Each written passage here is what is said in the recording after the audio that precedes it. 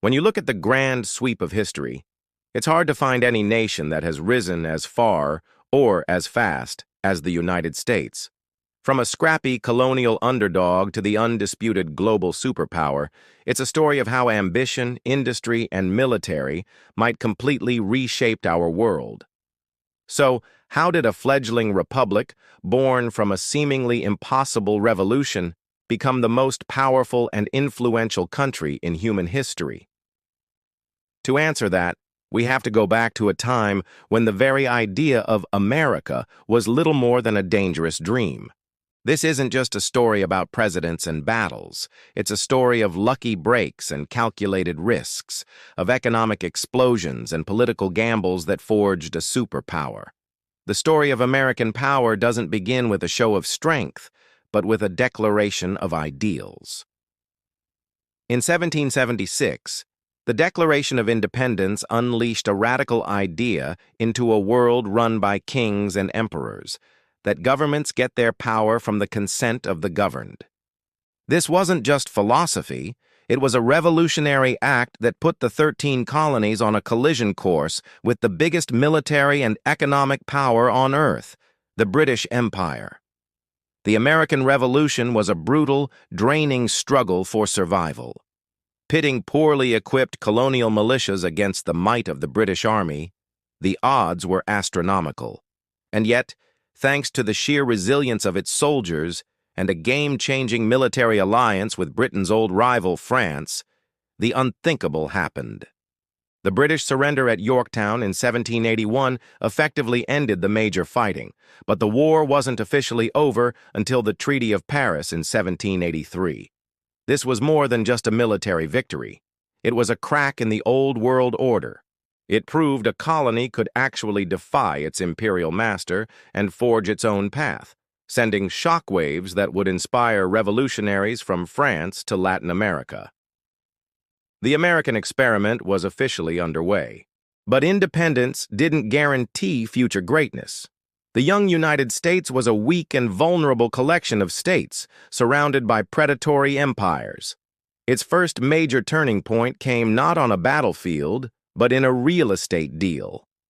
In 1803, President Thomas Jefferson, a man who wasn't even sure he had the constitutional authority to do it, jumped on a shocking offer from France.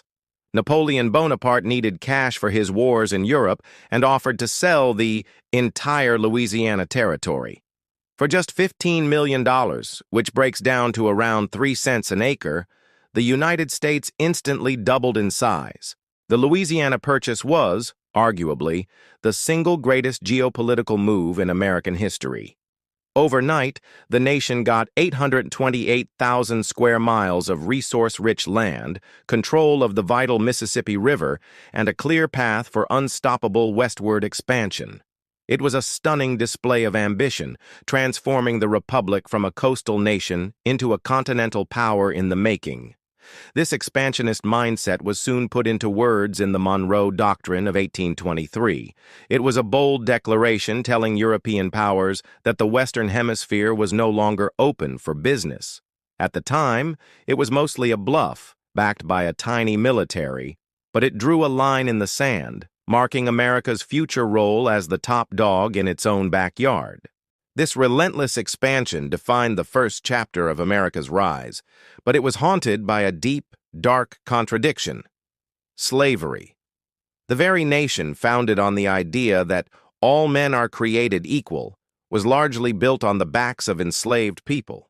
This original sin festered for decades until it finally exploded into the Civil War. The American Civil War from 1861 to 1865 was a cataclysm that nearly ripped the nation in two. It's still the deadliest conflict in American history, a brutal fight for the nation's very soul. But out of that fire, a new United States was forged. The Union victory didn't just preserve the country and end slavery. It created a stronger, more centralized federal government. It crushed the idea that states could just up and leave, and it solidified the power of a national government that could rally all the country's resources for a single cause. This newly unified nation, hardened by war, was now ready for its next great leap, a leap powered not by land, but by fire, steel, and incredible industrial might. As the 19th century came to a close, the United States was changing at a staggering pace. The quiet, agrarian republic of the founders was morphing into an industrial colossus, the likes of which the world had never seen. This was the Gilded Age, an era of explosive growth, wild technological innovation, and massive social change. From 1865 on, the numbers tell an incredible story. In the decades after the Civil War, American industrial production grew at a jaw-dropping rate. By 1900, the U.S. hadn't just caught up to Great Britain, the longtime leader of the Industrial Revolution. It had blown past it to become the world's #1 manufacturing nation. That year, it produced over 1/5 of the world's entire economic output. Coal output shot up by 800%, and railway mileage grew by over 500% in just a few decades after 1865. This wasn't just growth, it was a total reordering of the global economy. So what fueled this meteoric rise? It was a perfect storm. The nation had a treasure trove of natural resources: coal, iron, oil, you name it. A flood of new inventions, from the telephone to mass-produced steel, changed everything. A rapidly growing railroad network stitched the continent together, creating one giant domestic market. And critically, millions of immigrants poured in from Europe and Asia, providing the massive workforce needed to run the factories and build the cities. This economic powerhouse started to want a new place in the world. As industrial output soared, the nation began looking overseas for new markets and resources. The old idea of isolationism began to die out, replaced by a growing demand for the United States to take its seat at the table of great powers. That moment arrived in 1898 with the Spanish-American War. The war was supposedly about freeing Cuba from Spanish rule, but it turned into America's coming-out party on the world stage. In a short, decisive conflict that one diplomat famously called a splendid little war, the United States demolished what was left of the Spanish Empire. The victory was absolute. The Treaty of Paris handed over Puerto Rico, Guam, and the Philippines to the U.S. for $20 million, and Cuba became a U.S. protectorate. For the first time, America was a colonial power with territories spanning the globe. This new status was perfectly embodied by President Theodore Roosevelt, a man who was the living personification of the era's muscular expansionist attitude. His decision to send the Great White Fleet, a brand new armada of 16 battleships, on a worldwide tour from 1907 to 1909, was a crystal-clear message. It was a flex of raw power, a sign that the U.S. wasn't just going to dominate its own continent anymore. It had built an economic juggernaut, and now it had a navy to protect its interests anywhere on Earth. The dawn of the 20th century saw an America ready to step onto the world stage, but no one could have predicted the cataclysmic events that would soon thrust it right into the center of the action. If the 19th century was about building the engine of American power, the first half of the 20th was about using it to remake the world. 2 world wars would act as a furnace, melting down the old European-dominated globe and forging the United States into the undisputed leader of a new one. When World War I exploded across Europe in 1914, America's official stance was neutrality. But for the U.S. economy, which had been in a slump, it was a golden opportunity. As the European powers got bogged down in a brutal, grinding war, they turned to American farms and factories for supplies. U.S. exports more than doubled, jumping from $2.4 billion in 1913 to $6.2 billion in 1917, most of it flowing to the Allies. American industry was cranking out everything from steel to food, pulling the nation out of recession and into a massive boom. When the United States finally jumped into the war in 1917, its industrial and financial muscle proved decisive. The total cost of America's involvement was about $32 billion, a mind-boggling sum at the time. But the war's economic impact on America was transformative. While Europe's great powers crawled out of the wreckage, exhausted, broke, and devastated, the United States emerged stronger than ever. It had gone from being a nation in debt to others to being the world's banker, with European governments owing it vast sums. The financial center of the world had officially moved from London to New York. The decade that followed, the Roaring Twenties, was a time of unheard-of prosperity and cultural energy in America, all fueled by this new economic might.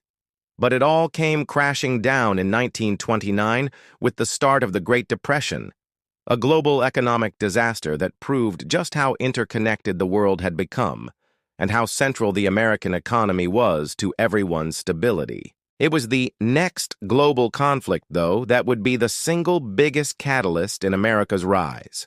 When World War II broke out in 1939, the U.S. again stayed neutral at first. But President Franklin D. Roosevelt knew America couldn't stay on the sidelines.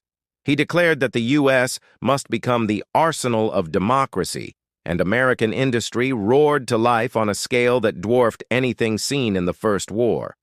Car factories started making tanks. Shipyards were launching vessels at a breathtaking pace. This colossal wartime production didn't just help the Allies, it effectively ended the Great Depression and built a manufacturing machine of unparalleled power. The defining moment came on December 7, 1941, with the attack on Pearl Harbor. The sleeping giant was now wide awake. The United States entered the war on two fronts, in Europe and the Pacific, and its impact was simply overwhelming.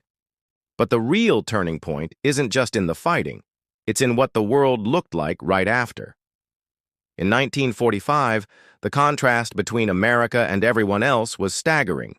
Europe was in ruins, its cities were bombed flat, its industries shattered, and its treasuries empty.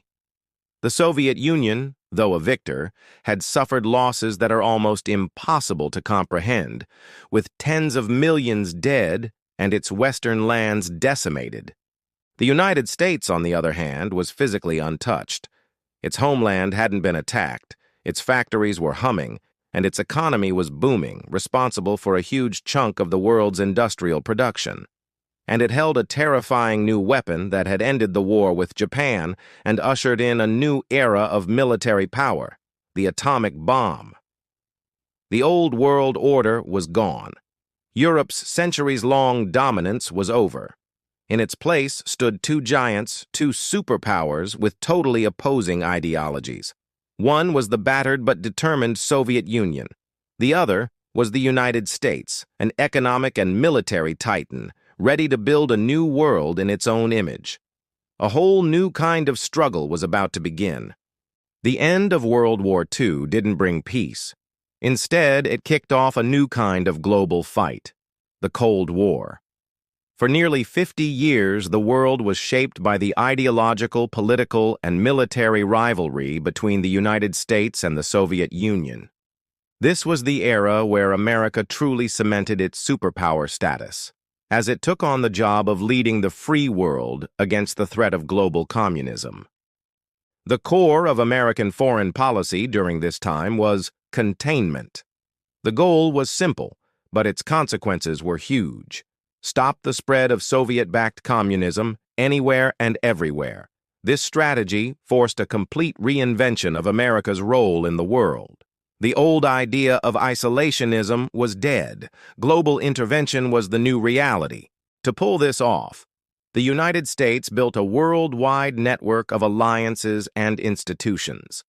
On the military front, it created NATO in 1949, a defense pact that tied the U.S. to the security of Western Europe and acted as a direct counterweight to the Soviet Army. Economically, it launched the Marshall Plan, a massive aid program that pumped billions into rebuilding the shattered economies of Western Europe. This wasn't just charity, it was a strategic masterstroke that stabilized European democracies, created rich trading partners for the U.S., and stopped communist parties from taking over in places like Italy and France. American power was also projected through an unprecedented global military footprint. By the end of the Cold War, the U.S. had military alliances with around 50 countries. It built a massive network of military bases that circled the globe.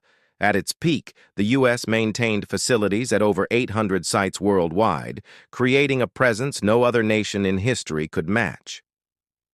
This network allowed Washington to project force into any corner of the world at a moment's notice. The cost was astronomical, with the U.S. military spending trillions of dollars over the course of the Cold War. The Soviet Union also spent heavily, but its defense budget ate up a much larger and ultimately unsustainable chunk of its smaller economy. The competition wasn't just military and economic, it was also a cultural battle. American soft power, its movies, music, and blue jeans, became powerful symbols of freedom and prosperity that seeped through the Iron Curtain. Things like Coca-Cola and rock and roll became subtle but effective weapons in the ideological war. This long twilight struggle often turned hot in proxy wars, where the two superpowers backed opposite sides in conflicts across the globe. From the Korean War in the 1950s to Vietnam in the 60s and 70s, and conflicts in Latin America, Africa, and Afghanistan, the Cold War had a heavy cost in blood and treasure, and hanging over everything was the terrifying threat of the nuclear arms race, a standoff where both sides built enough weapons to destroy the planet many times over. The end, when it came, was shockingly fast. By the late 1980s, the Soviet Union's state-controlled economy was collapsing under the weight of military spending and its failure to provide for its own people. A new Soviet leader tried to reform the system, but accidentally unleashed forces he couldn't control. In 1989, the Berlin Wall fell. One by one, the communist governments of Eastern Europe crumbled. And finally, in 1991, the Soviet Union itself dissolved. The Cold War was over. And on the world stage, only one superpower was left standing. The United States hadn't just contained its rival, it had outlasted it. The world had entered a new unipolar moment, with American power at its absolute peak. So, when you trace the line from the first shots of the revolution all the way to the fall of the Berlin Wall, the rise of the United States is a story of incredible ambition and transformation. The journey was pushed forward by a few key moments. The revolution established the idea of America. Westward expansion and the Louisiana Purchase provided the vast land for growth. The Industrial Revolution built the economic engine to dominate the world. World War II was the great catalyst, shattering the old order and leaving America on top. And the Cold War solidified that status, as the U.S. led a global alliance and outlasted its only rival. The 1990s were called a unipolar moment, a brief time when American dominance seemed absolute. But history never sits still. The 21st century has brought new and complicated challenges. The rise of new economic powers, especially China, suggests a return to a world with multiple great powers. In 2024, U.S. military spending still accounted for around 37–39% of the global total, more than the next 9 countries combined, a clear sign of its military dominance. But that power is now being tested by tough economic competition, complex new threats, and a debate at home about the true costs, both moral and financial, of being the world's policeman. The story of the American superpower shows how geography, innovation, ideology, and a few critical choices can lift a nation to unbelievable heights. The question that will define our century is what comes next. How will the United States navigate a world that is once again being reshaped by new powers and new challenges?